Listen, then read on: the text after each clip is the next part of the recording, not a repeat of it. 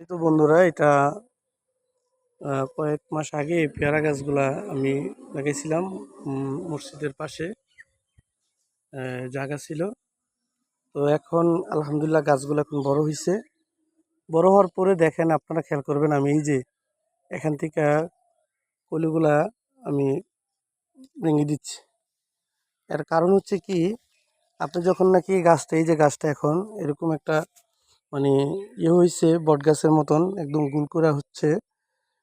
যখন না গাছটা জীবিত হওয়ার পরে, লাগানোর পরে যখন জীবিত হয়েছে, তখন আমি আরেকবার এটা এভাবে ছাঁটাই দিছিলাম। যার কারণে আপনার এই পেয়ারা গাছটা চতুর্দিকে খুঁড়ি দিছে এবং কি গাছটা গোলাকার ধারণ করছে।